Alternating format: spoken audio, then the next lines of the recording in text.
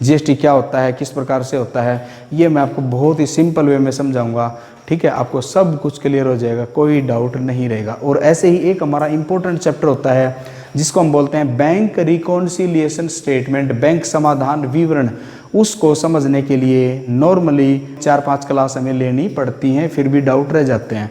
पर मेरी गारंटी है, मैं आपको ओनली 5 मिनट में, केवल 5 मिनट में एक ही टेक्निक से पूरे डाउट सारा चैप्टर खत्म। ठीक है, तो बड़ी मज़ेदार क्लास होने वाली है अगली, जीएसटी की और बैंक रिकॉन्सिलिएशन स्टेटमेंट की। तो पहले आप लेज़र देख लीजिए, इसकी प्रैक्टिस करिए 2-4 दिन, समझ गए, फिर करते हैं। गुड मॉर्निंग स्टूडेंट्स, कैसे हैं आप? आज हम लेज़र शुरू कर रहे हैं। लेज़र का मतलब होता है खाते। खाते किस प्रकार बनाते हैं, मतलब लेज़र किस प्रकार से बनाते हैं, उनमें किस प्रकार से पोस्टिंग की जाती है ट्रांजैक्शंस की, आज की क्लास में हम ये सब सीखेंगे। ठीक है, अब इसको समझने से पहले मैं आपको एक बार पीछे लेके चलता हूँ।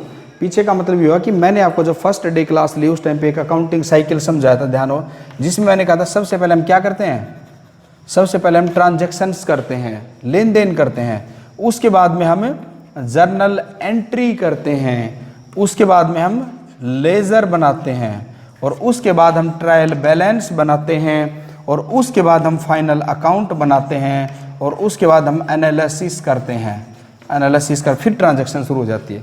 इसको हम एक अकाउंटिंग साइकिल बोलते हैं, अकाउंटिंग का प्रोसेस बोलते हैं, प्रक्रिया बोलते हैं कि क्या प्रक्रिया। सबसे पहले लेन देन कर लो, लेन देन करने के बाद में जर्नल एंट्री कर लो। अब जर्नल एंट्री कैसे होती है, आज जो भी डेट है उसकी एंट्री यहाँ हो जाएंगी सारी, अगली डेट की एंट्री यहाँ हो जाएंगी, अगली डेट की एंट्री यहाँ हो जाएंगी। इसका मतलब ये हुआ कि जर्नल एंट्री डेट वाइज होती हैं, समझ गए। आज की डेट में मैंने उधार माल खरीदा, नगद माल खरीदा, पैसे का भुगतान किया, उधार किसी को दिया, किसी से पैसा उधार लिया, बैंक में जमा करवाया, बैंक से निकाला, डेप्रिसिएशन लगाया, खर्चा लिया, इनकम हुई, कुछ भी है वो सब कंटिन्यूटी में आ जाएगा।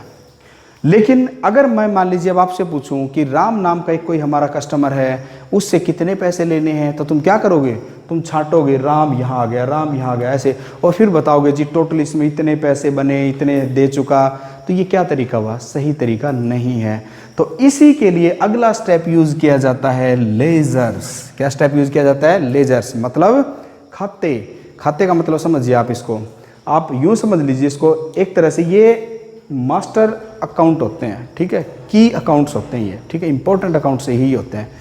मुख्य जो बोलते हैं हम खाता बही, वो यही होती है लेजर्स। ठीक है, क्या मतलब होता है इसका कि हम क्या करेंगे, जर्नल एंट्री करी मैंने, जर्नल एंट्री करी, क्या जर्नल एंट्री करी मैंने, जैसे बिजनेस शुरू किया तो क्या एंट्री करी, cash account debit to capital, मैंने ये एंट्री कर दी, सुनते जी ध्यान से, 1 लाख रुपए की एक एंट्री कर दी।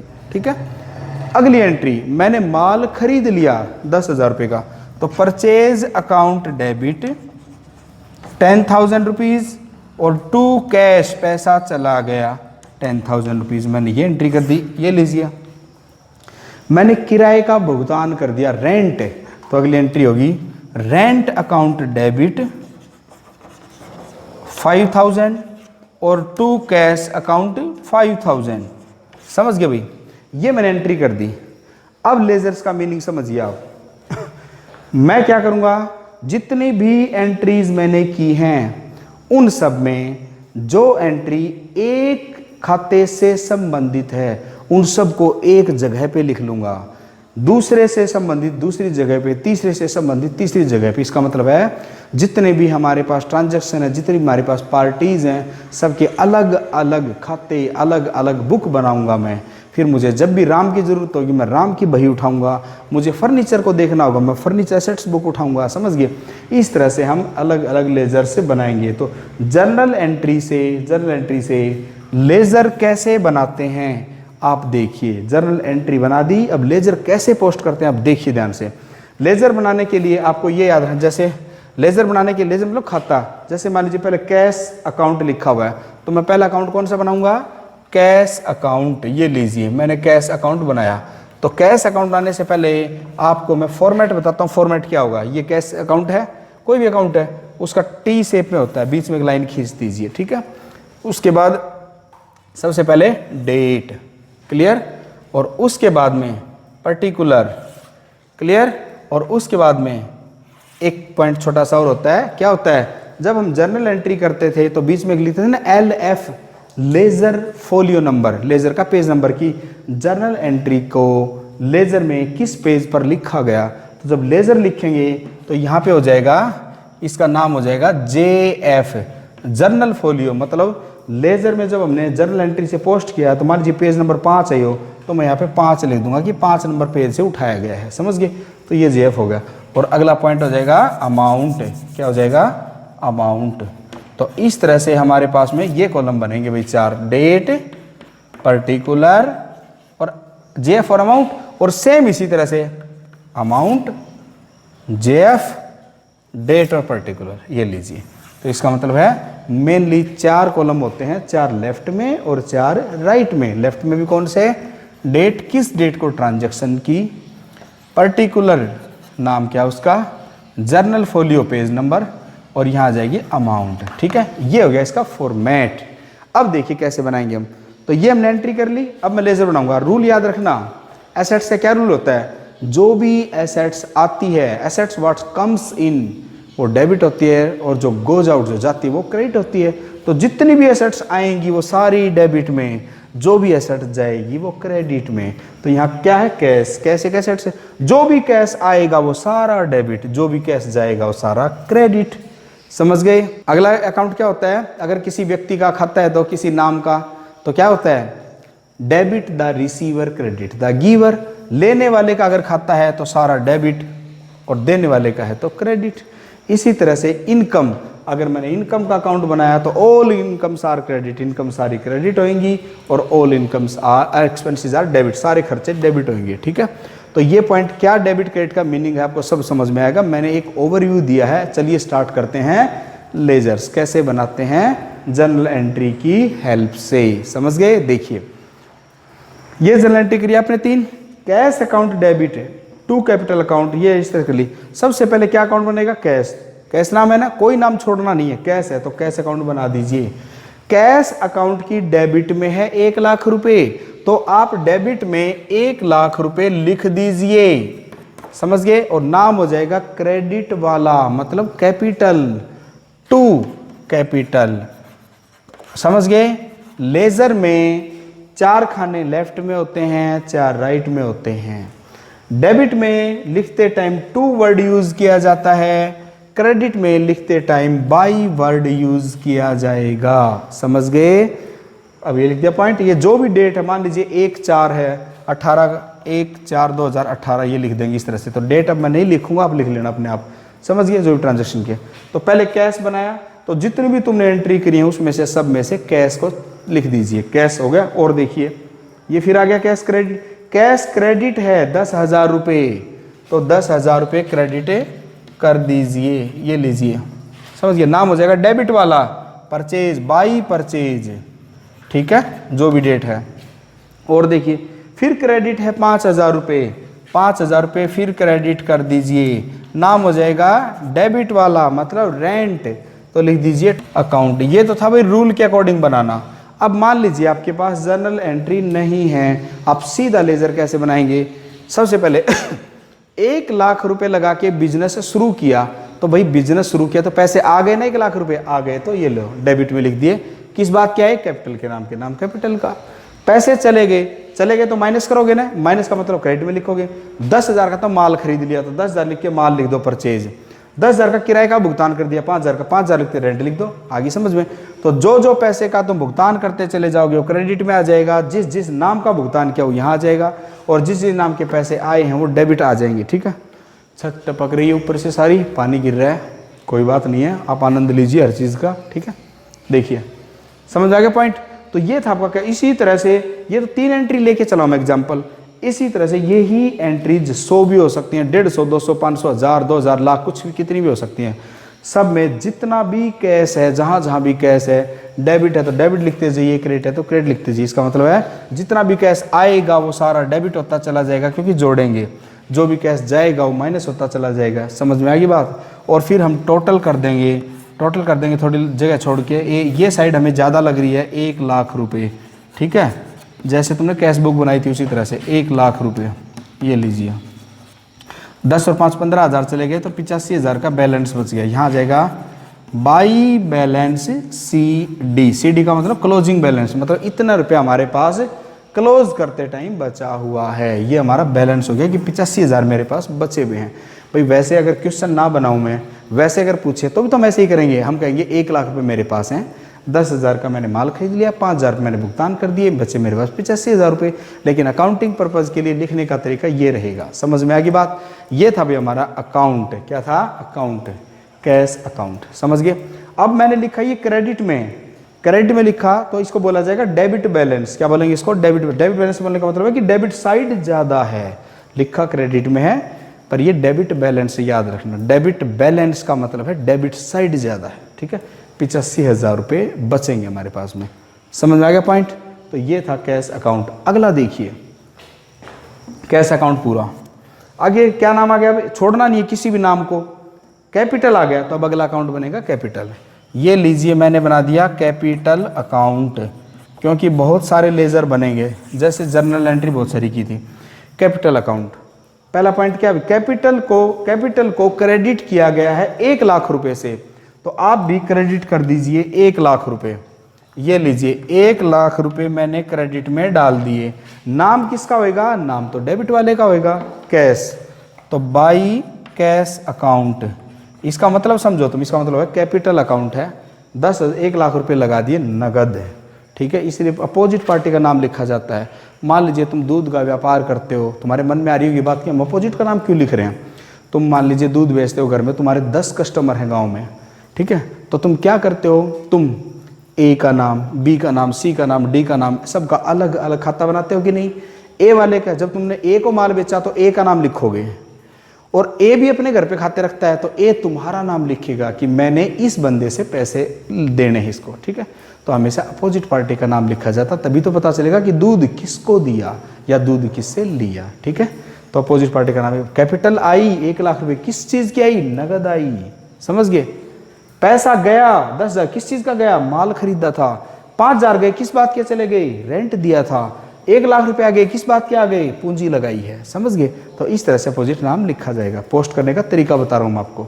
अगला देखिए, कैपिटल हो गया, और तो कैपिटल कहीं है ही नहीं, तो ये अकाउंट क्लोज। अब फिर यहाँ तो 0 है, तो फिर टोटल करेंगे। टोटल तो 1,00,000 है। सिंगल अमाउंट जब भी हो तो टोटल करने की जरूरत नहीं होती, इसी के नीचे 2 लाइन लगा दीजिए ऐसे। जब 2 लाइन लगा दी इसका मतलब अपने आप में यही टोटल है, और फिर 1,00,000 रुपये लिख के इधर, और इसको भी ऐसे टोटल कर दीजिए।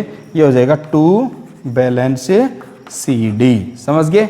एसेट्स का बैलेंस हमेशा डेबिट होता है, मतलब इधर आ जाएगा। लायबिलिटी इधर से शुरू होती है तो बैलेंस इधर आ जाएगा। समझ गए? अगला क्वेश्चन, अगला परचेज अकाउंट। अब परचेज अकाउंट देखिए, अगला पॉइंट परचेज अकाउंट। अगला बनेगा परचेज अकाउंट। ये लीजिए मैं परचेज अकाउंट बना रहा हूँ।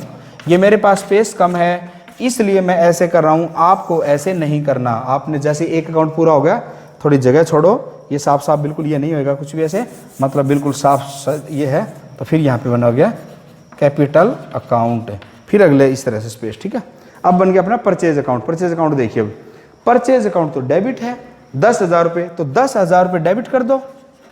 नाम क्रेडिट वाला, मतलब क्रेडिट वाला कैश, टू कैश।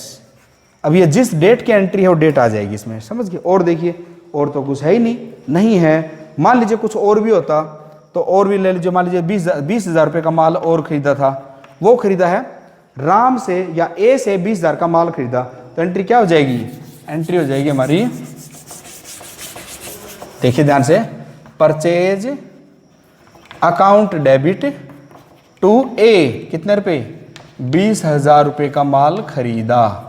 ठीक है भाई, तो यहाँ पे परचेज फिर डेबिट कर दो, डेबिट में लिख दो 20,000 रुपये। नाम किसका? ए का, ए से खरीदा है तो 2A। ये हो जाएगा, आप टोटल कर दो इसका, 30,000 रुपये हो गया, और ये हो गया 30,000 रुपये आ गया। यहाँ पे ये लीजिए 30,000 रुपये। समझ में आ गई बात? अब इंपॉर्टेंट बात सुनिए ध्यान से। एसेट्स और लायबिलिटी लिख रहा हूँ मैं यहाँ पे। हम जितनी भी चीज़ें बिजनेस में होती हैं, ट्रांजैक्शन हमारे होते हैं, उसके मैंने बताया था कुल 5 ही तो कैटेगरी बनाते हैं हम। एक एसेट्स, एक लायबिलिटी और एक नाम बनाते हैं ना, नाम की। और एक बनाते हैं इनकम और एक बनाते हैं एक्सपेंसेस। एक बनाते हैं एक्सपेंसेस, ये बनाते हैं कि नहीं? तो याद रखना एक्सपेंसेस, ये लो, ठीक है। तो एसेट्स का कोई भी बैलेंस होगा तो लिखा जाएगा बैलेंस सी डी। लायबिलिटी का बैलेंस आएगा तो लिखा जाएगा बैलेंस सी डी। टू इधर आएगा तो बाई जो इधर टू आएगा वो अलग बात है। अगला नाम का भी किधर भी बैलेंस आ सकता है, ठीक है। लेकिन अब ध्यान रखने की बात है, अगर कोई इनकम और एक्सपेंडिचर का बैलेंस है तो उसको बैलेंस सी डी नहीं लिखेंगे। Balance C D word use नहीं किया जाएगा। क्यों नहीं किया जाएगा आप सुनिए, और क्या किया जाएगा आपको पता होना चाहिए। परचेज माल खरीद लिया, ये एक खर्चे को शो करता है, माल खरीदा ना। और ले लेता हूं, एक बार छोड़ देता हूं इस पॉइंट को, ठीक है, ये छोड़ दिया मैंने यहाँ पे। अगला अकाउंट क्या बनेगा? परचेज के बाद नाम आ गया कैश, कैश तो बना चुके, छोड़ दीजिए इसको। अगला पॉइंट रेंट। अब एक रेंट अकाउंट और बना लेते हैं। मान लीजिए यहाँ ये रेंट, ये लीजिए रेंट अकाउंट, और रेंट में क्या, रेंट अकाउंट डेबिट है 5,000 रुपये, तो मैं डेबिट में तो लिखूंगा 5,000 रुपये। ये लीजिए मैंने 5,000 रुपये डेबिट में, नाम कैश का तो टू कैश अकाउंट, और कुछ है ही नहीं, ठीक है। ये लो, ये खर्चा खाली, ये लो, तो समझिए अब इसको। तो अब क्या करना है, यहाँ भी बैलेंस बच गया, यहाँ भी। रेंट क्या है? रेंट का मैंने भुगतान किया तो ये एक खर्चा है, एक्सपेंसेस है, और एक्सपेंसेस का कभी भी बैलेंस सीडी नहीं आएगा, याद रखना। तो क्या करेंगे, क्योंकि इनकम और एक्सपेंडिचर जो भी है इसका यूज हम केवल और केवल लाभ और हानि निकालने के लिए करते हैं, प्रॉफिट या लॉस।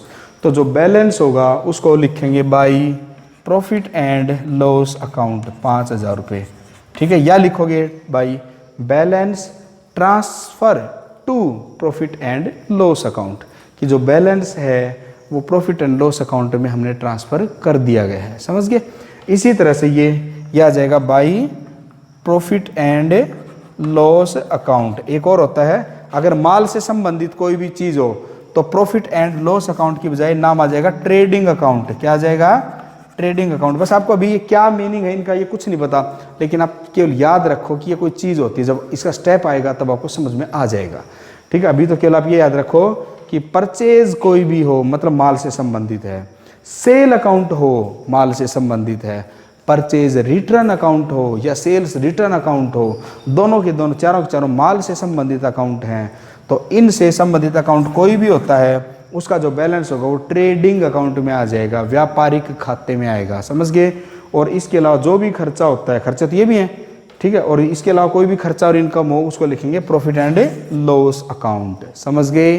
तो ये बैलेंस कैसे ट्रांसफर करना है आपको ये बात ध्यान रखनी है, क्लियर। तो 30 का मतलब क्या हुआ कि बैलेंस 3 टाइप से ट्रांसफर होगा, या तो आएगा बैलेंस सीडी, या आएगा ट्रेडिंग अकाउंट, ठीक है, और या आएगा profit and loss account. Profit and loss account को शॉर्टकट में P&L अकाउंट बोलते हैं, P&L अकाउंट, ठीक है, प्रॉफिट एंड लॉस अकाउंट। इसमें सारे इनकम और एक्सपेंडिचर आ जाएंगे। ये भी इनकम और एक्सपेंडिचर ही है, कोई अलग नहीं है प्रॉफिट एंड लॉस से, पर हम केवल जो डायरेक्ट माल से संबंधित खर्चा होएगा या माल होएगा उसके बैलेंस को ट्रेडिंग में डाल देंगे, बस ये याद आपने रखना है। समझ में आ गया भाई? तो कितना इजी वे में मैंने आपको समझा दिया है कि एक लेजर जर्नल एंट्री से किस प्रकार से पोस्ट करते हैं, आपको क्लियर हो गया होगा, ठीक है।